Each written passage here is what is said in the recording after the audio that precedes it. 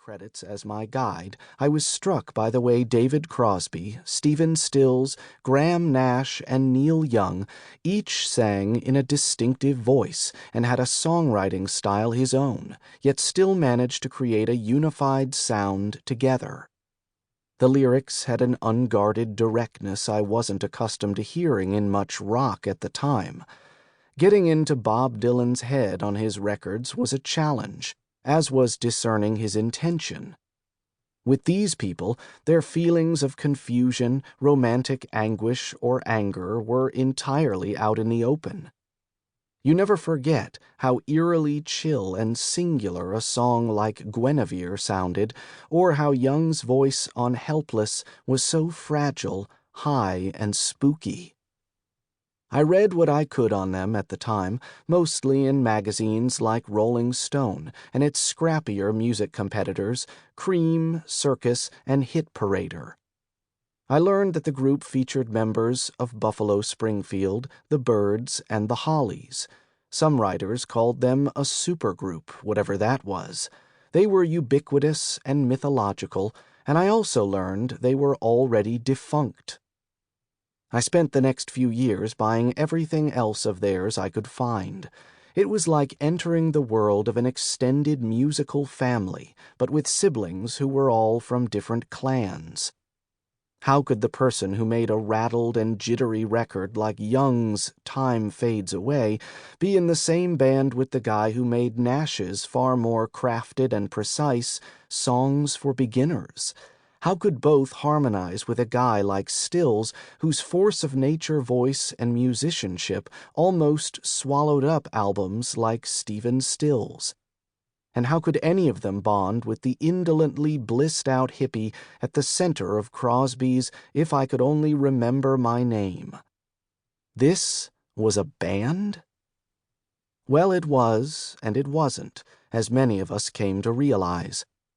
I'd read in 1974 that they were playing together again.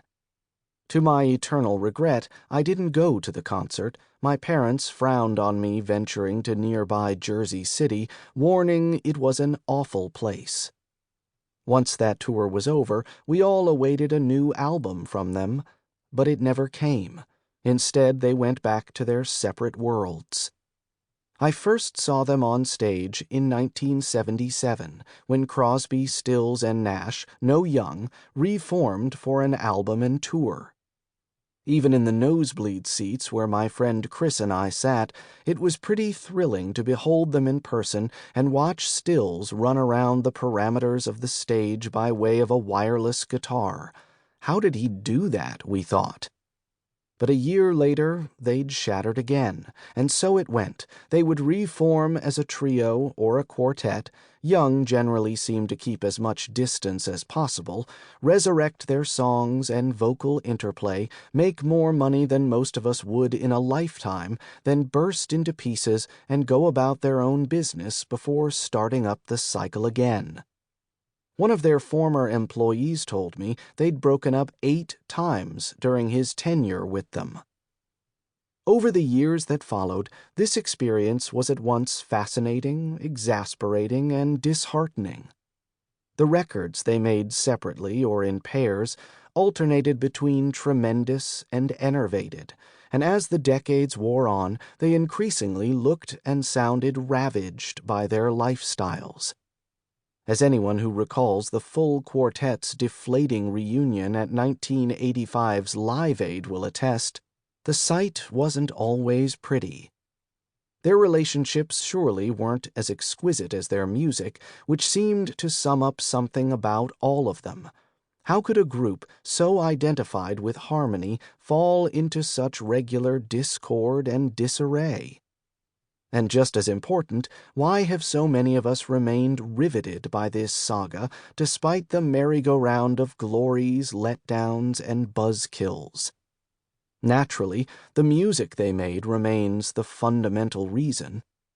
50 years on, their finest moments are permanently interwoven with the fabric of rock history. Stills' chilly voice and Young's 2-note guitar on For What It's Worth, the rush of voices and guitars at the start of Sweet Judy Blue Eyes.